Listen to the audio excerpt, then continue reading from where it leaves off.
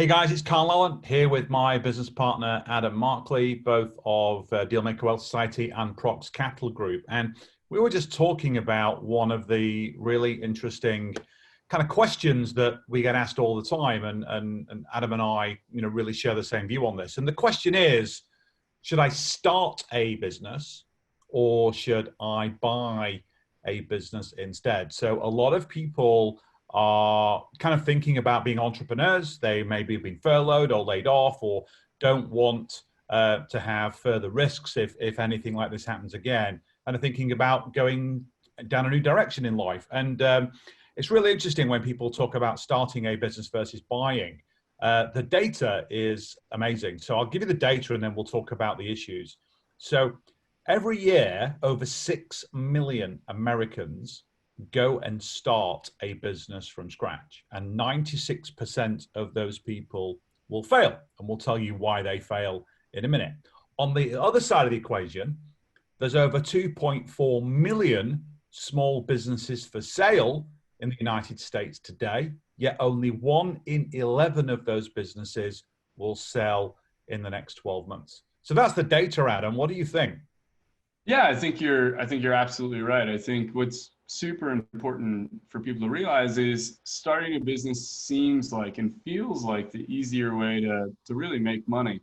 Whether you've been, say, furloughed from your job because of everything that's happened here with Corona, or you're just unhappy with your job, you're unhappy with your boss, you're unhappy with how much money you're making, whatever those situations are, all of them lead to someone sitting at home and going, hey, I want to make more money and I want to make it now. And I want to make it so it gives me the freedom, the lifestyle, the security that only I can have. And what's important to realize is while you're sitting at home, immediately they're like, hey, I've seen people make money on the internet, or I've seen people make money doing this. I'm going to start a business to try to mimic their success or mimic what they've done. And what Carl and I are saying here and going to talk about is why that's a terrible idea. It's actually a dreadful idea. The only business you should be starting is the business of You Incorporated. You Incorporated is a deal-making business where you're the CEO, founder, and the sole deal maker.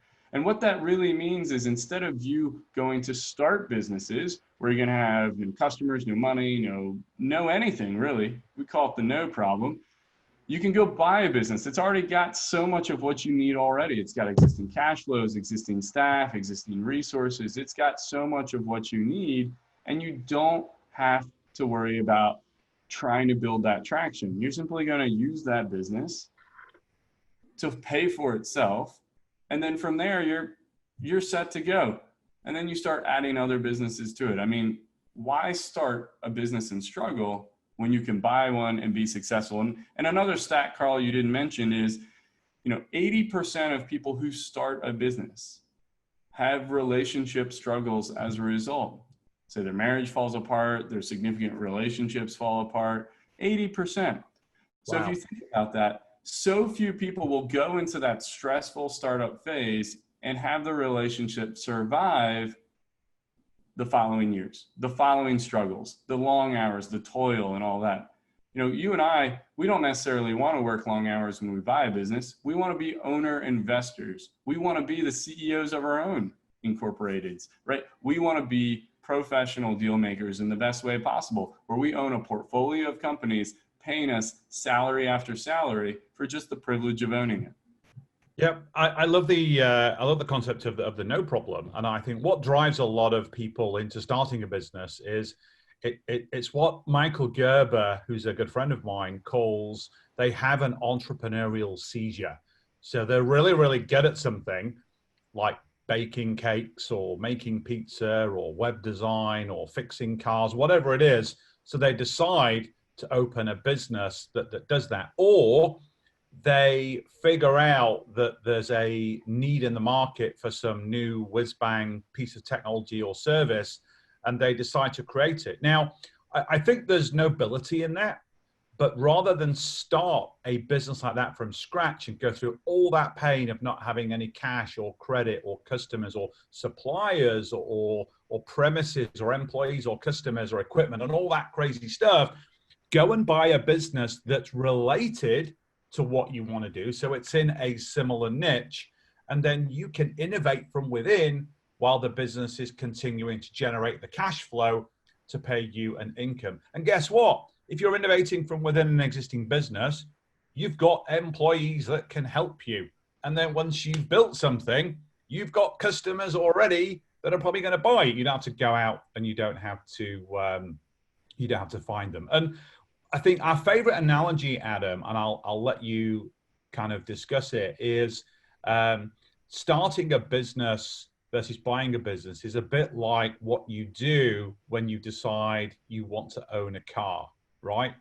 Yeah, it's exactly that. And this is arguably Carl's and my favorite example of why starting a business is stupid. It just doesn't make a ton of sense. So as Carl said, it's like buying a car or wanting to own a car. You have two options, right?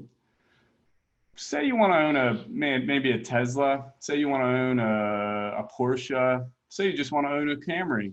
But no matter what kind of car you want to own or need to own to help you get from point A to point B, you've got two options. In reality, it's only one, and it's only one for a couple reasons. But you have two options. You can go online and you can buy every single part for that car, right? You can buy the wheels, the engine, the body, the windows, the mirrors, you name it, the pipes, the hose, the screws, the nuts, the bolts. You can buy all of that.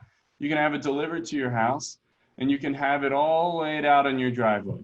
And then for you, as the guy who wants or gal who wants to start a business, this is your journey.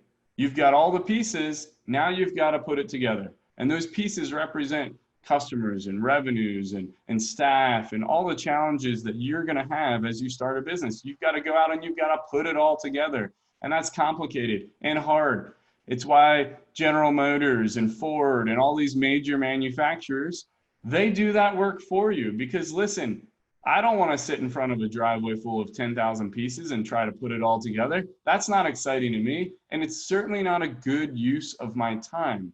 Because starting a business isn't just about running into the struggles, it's the opportunity cost of what you could be doing with your time instead of sitting on your butt in a driveway trying to figure out if part A goes to part B. And let's be clear, building a car, it's not like an IKEA bookshelf where they're going to send you the instructions. You got to figure it out for yourself. There's no roadmap when you build this car, i.e. start a business. You've got all the parts, but no directions. You've got to figure it out by yourself. And that's hard. And I'm not sitting in the driveway doing it because I know for the exact same amount of time, I can go buy a ton of businesses and make a lot more money. So instead of building that car, I'm going to go to the dealership. I'm going to buy that Tesla. I'm going to buy that Porsche, or I'm going to buy that Camry. I'm going to go and I'm going to buy one that's already ready to go. And I can just drive it right off the lot.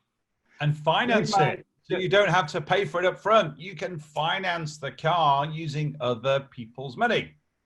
Exactly, right? You don't even have to pay for it. And the best thing yet, Carl, is say that car represents a business.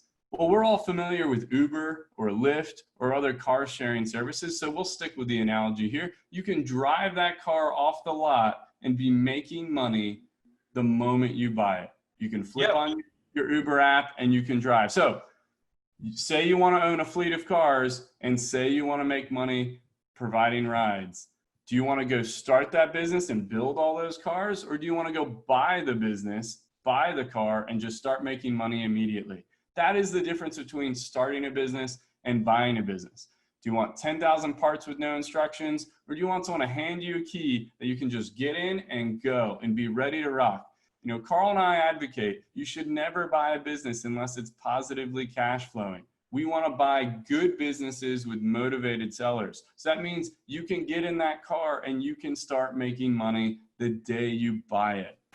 Absolutely. And Adam and I have got a great training program to help you get started on this journey. And it's called Dealmaker Launchpad.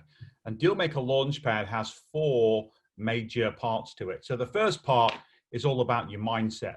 So it's getting you in the zone, in the place to want to buy businesses versus starting businesses. So it's getting you over that hump of buying a car versus building a car. The second part of the program is what we call deal specification. So it's figuring out what is the perfect business for you to buy that leverages your skills, your experiences, your network, and how much value you can add to the business. And in terms of a car spec, it's determining whether or not you want to buy a Tesla, you want to buy a Porsche, or you want to buy a Camry. And then the third part of it is all about taking you through deal origination. So once you know what type of business to buy, we teach you the methods of originating deal flow, where to find businesses for sale, not just through brokers. We're talking about off-market deals. So in the car analogy, yeah, it's showing you where all the car dealers are for you to go and